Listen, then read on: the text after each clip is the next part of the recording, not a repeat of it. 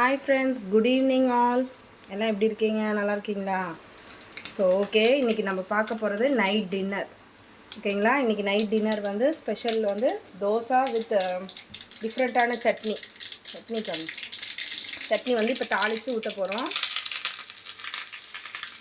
நிலக்கடலை, ஒரு பொட்டுக்கடலை. இப்போ என்னென்ன இன்க்ரீடியன்ட்ஸ் வந்து சட்னிக்கு போட்டிருக்கோம் அப்படின்னா, நிலக்கடலை, பொட்டுக்கடலை, அப்புறமேட்டு வரமிளகா, ஒரு பூண்டு, ஒரு பல் பூண்டு, அப்புறம் கொஞ்சம் புளி, லைட்டான புளி, உப்பு, தேவையான அளவு உப்பு, காரத்துக்கு ஏற்ற எல்லாம் போட்டு கடுகு கருவேப்பிலை எல்லாம் போட்டு தாளிச்சிட்டோம். சரிங்களா? இப்போ சட்னிக்கு வந்து தோசைக்கு வந்து சட்னி ரெடி ஆகிடுச்சு. ஸோ நெக்ஸ்ட்டு வந்து நம்ம என்ன பார்க்க போகிறோன்னா தோசை இப்போ வந்து ஊற்றிருக்கோம். நிறைய பேர் வந்து தோசை வரல அப்படின்றாங்க.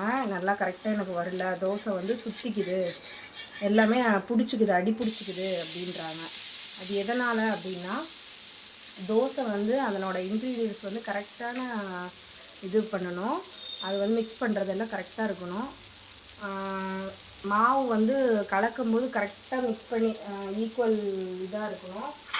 இட்லி அரிசி வந்து இப்போ நான் வந்து இட்லி அரிசி வந்து 2 டம்ளர் போடுறேன் அப்படின்னா, அதோட உளுந்து தான் போடுவேன். உளுந்து வந்து 1 டம்ளர் உளுந்து, 2 டம்ளர் அரிசி, அப்புறம் கொஞ்சமாக வெந்தயம்.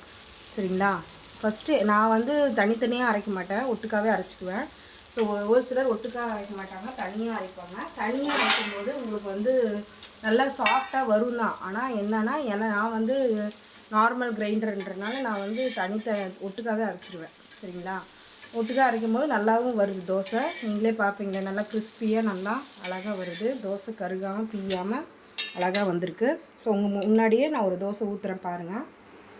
அதிகமாக மாவு எடுக்காதீங்க, ஜஸ்ட் ஒரே ஒரு கரண்டி மட்டும் எடுங்க. ஒரு கரண்டி எடுத்துகிட்டு அவ்வளோதான், மெதுவாக சுற்றுங்க, ரொம்ப ஸ்பீடாக சுற்ற வேணாம். நீங்கள் எது தோசைக்கல்லில் வந்து வெங்காயம் தடவுறாங்க அந்த மாதிரிலாம் எதுவும் பண்ண வேணாம்.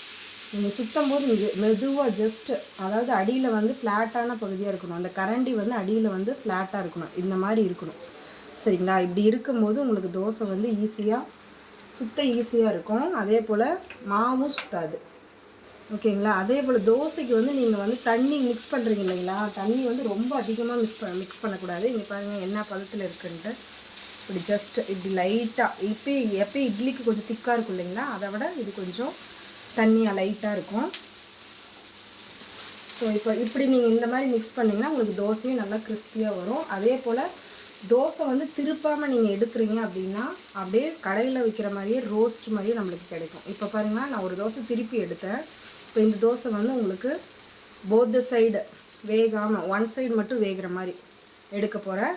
ஸோ ஆனால் நீங்கள் நினைக்கிற மாதிரி என்னடா அவங்க தோசையை திருப்பலை, ஃப்ரண்ட்டில் வந்து வேகலையோ அப்படின்னு நினைக்க வேணாம்.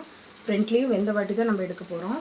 ஆனால் பேக் சைடும் நல்லா வெந்திருக்கும். ஆனால் இப்படி எடுக்கும் போது நீங்கள் கடையில் வாங்குகிற மாதிரியே, இப்போ நீங்கள் ரோஸ்ட்டெல்லாம் வாங்குறீங்க இல்லைங்களா, ஃபேமிலி ரோஸ்ட்டு அதெல்லாம் அந்த மாதிரியே இருக்கும். இங்கே பாருங்கள், பேப்பர் மாதிரி இருக்குது. சரியா? இப்படி எடுக்கும் போது உங்களுக்கு நல்லா கிறிஸ்பியாக இருக்கும், நல்லாவும் இருக்கும். ஸோ நம்மளுக்கு வந்து இப்போ தோசை நைட்டு டின்னர் வந்து தோசை வித் சட்னி, நிலக்கடலை பொட்டுக்கடலை சட்னி ரெடி. ஓகேங்களா? எல்லோரும் சாப்பிட வாங்க. நல்லா நைட்டு டின்னரை நல்லா என்ஜாய் பண்ணுங்கள், நல்லா ஹாப்பியாக தூங்குங்க. ஓகே ஃப்ரெண்ட்ஸ், பாய், குட் நைட்.